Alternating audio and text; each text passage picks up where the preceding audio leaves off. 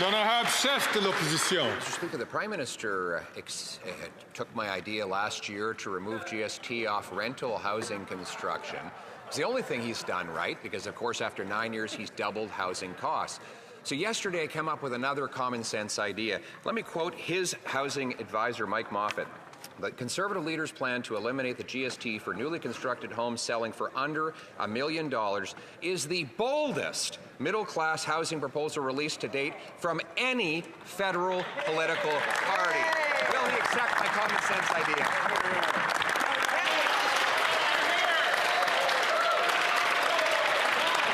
The Right Honourable Prime Minister. Over the decades, Canadians learned the hard way. With Conservative promises, you always have to check the fine print. And the fine print on this one is they're going to cut the investments we're making across the country, working with municipalities to cut red tape, to invest in more housing, to invest in more affordable homes, to accelerate permitting and create densification. He's going to cut the services and programs and investments that Canadians are counting on to solve this housing crisis. That's all he offers, Mr. Speaker. Cuts to the programs and supports that Canadians need. Whether it's the housing accelerator or housing and infrastructure investments, he's going to build slow homes. The Honourable Leader of the Opposition. He named the two bureaucracies I'll get rid of. One is ironically named the Housing Infrastructure Fund. $5 billion. How many houses is it built? Zero. How many pieces of infrastructure? Zero. Can you even apply for money for it? No. It's just for bureaucrats. Then there's the Housing Accelerator Fund, which his own Liberal housing minister says the fund doesn't go towards the cost of building houses. It doesn't actually lead to the construction of specific homes. The Housing Accelerator Fund doesn't actually directly build homes. So why not take the money, axe the tax, and build the homes?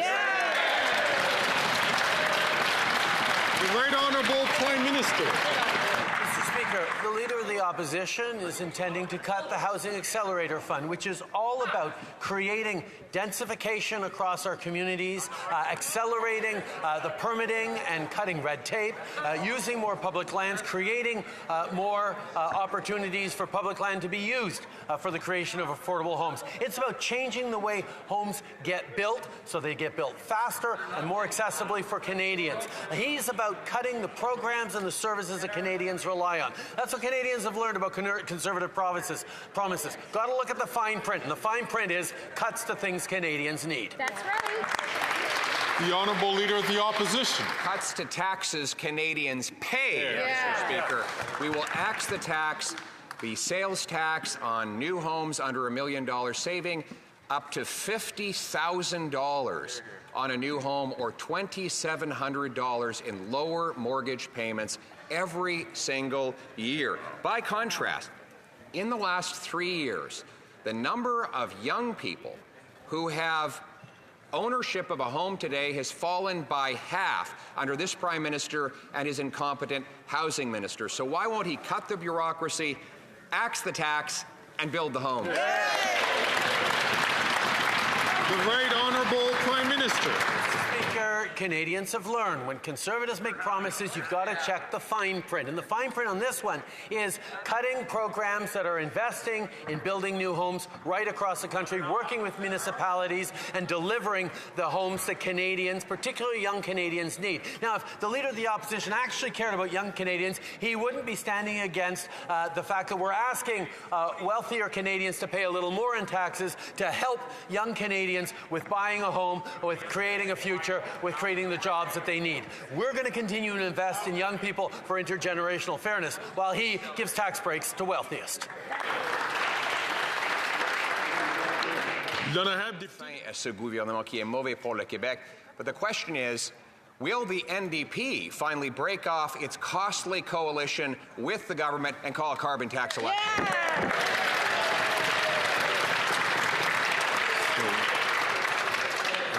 Again, I listened carefully to the question of the Leader of the Opposition. We've been through this before. At some point, the chair is going to have to cut questions if we continue to have questions which don't deal with the administration of government. The Honourable Leader of the Opposition. Mr. Speaker, the very angry housing minister has been up all night trying to dream up some snarky comment in response to the very popular announcement Common Sense Conservatives made yesterday to axe the federal sales tax on homes under $1 million. Something that his own advisor, Dr. Mike Moffat, has said is the most bold announcement of any federal party for middle-class home ownership. He took my idea on GST for rental housing. Will he accept this common sense plan to axe the tax? Yeah.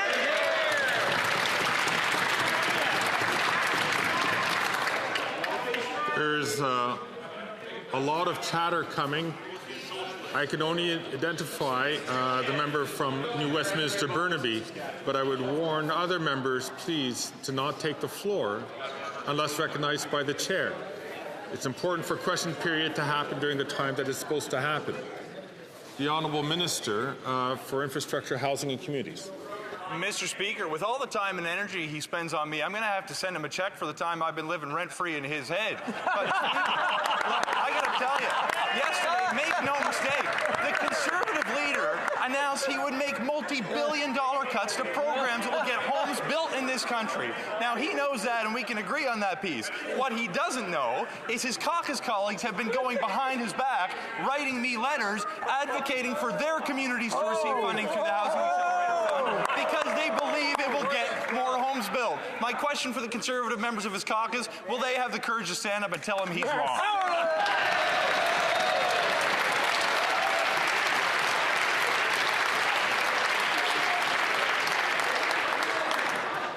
The Honourable Leader of the Opposition. Mr. Speaker, it's the only rent he hasn't doubled. And nobody else has to tell that member that he's wrong because he told himself. This is what he said about his own Housing Accelerator Fund. Let me quote it. The Housing Accelerator Fund doesn't actually go towards the cost of building houses. It doesn't actually lead to the construction of specific homes. The Housing Accelerator Fund doesn't actually directly build homes. And he's right. Since he started forking over these big checks, construction has gone down in the major municipalities that has received it. So will he cut the bureaucracy, axe the tax, and build the homes?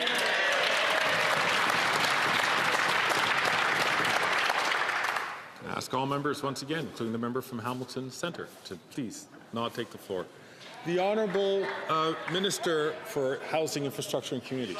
Mr. Speaker, there was a time not so long ago when the Conservative leader was actually advocating the government do more to increase density near the services that people need.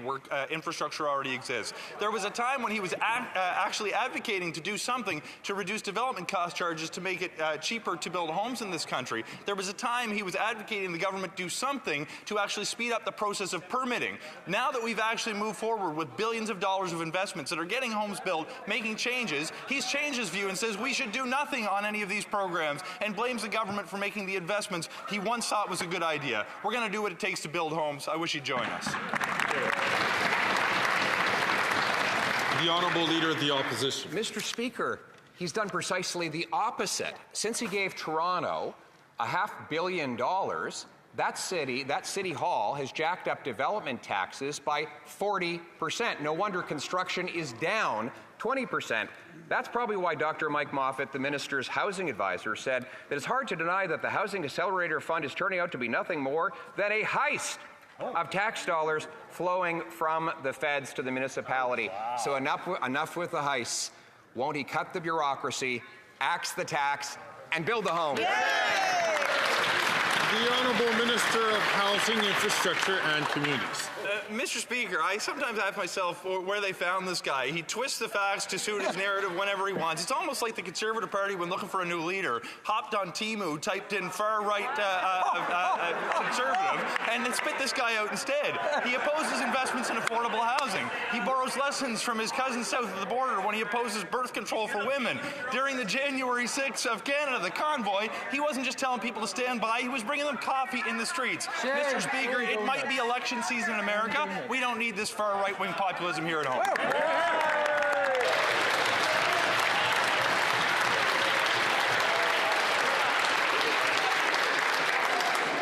The Order. The Honourable Leader of the Opposition. Mr. Speaker, speaking of leadership contestants, that member must be so uptight and angry because the polling shows that though Canadians want to fire that Prime Minister, the Housing Minister ranks dead last in the polls to replace him. And why wouldn't he? This is the guy who lost track of 1 million people when he was Immigration Minister. Right. He ignored warnings from his own department that letting in 200% more people would cause a housing shortage. And his own government spent the last week trashing his entire immigration record. How can arrogance and incompetence so comfortably reside in one man? Yeah!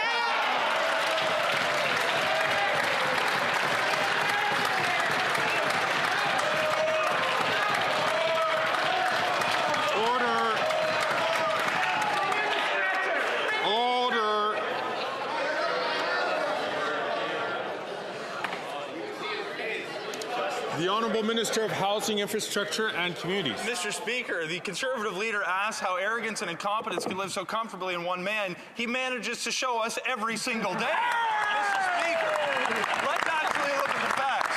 While he's concerned about my polling numbers, I'm concerned about helping people in need. We put billions of dollars on the table to build or repair hundreds of thousands of homes in this country so vulnerable Canadians have a roof over his head.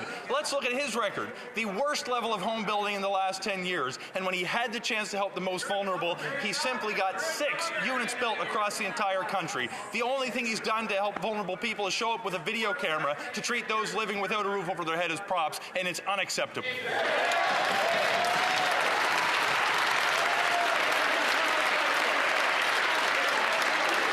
The Honourable Leader of the Opposition. Mr. Speaker, the sum total of the chaos in our immigration system that happened under this government happened while he was the minister. Yeah. His own subsequent Liberal successor has now denounced him and blamed him and his policies for the housing shortfall we have today.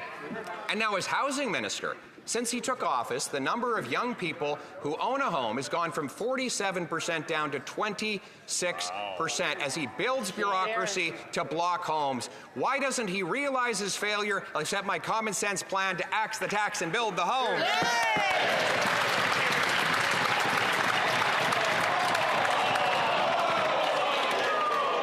The Honourable Minister for Immigration, Refugees and Citizenship. À l'ordre, s'il vous plaît. The Honourable Minister. Mr. Speaker, the Leader of the Opposition has said there's been consensus on immigration for 150 years. That means he's okay with the Chinese head tax. That means he's okay with not letting Jews in after the Second World War. That means, Mr. Speaker, that he's okay, and we know it already. He was in cabinet. He was okay with the barbaric practices snitch line. How does he want to fix things, Mr. Speaker? He wants to use math. Well, the last time he used math, he was the housing minister, and he could barely count to 6.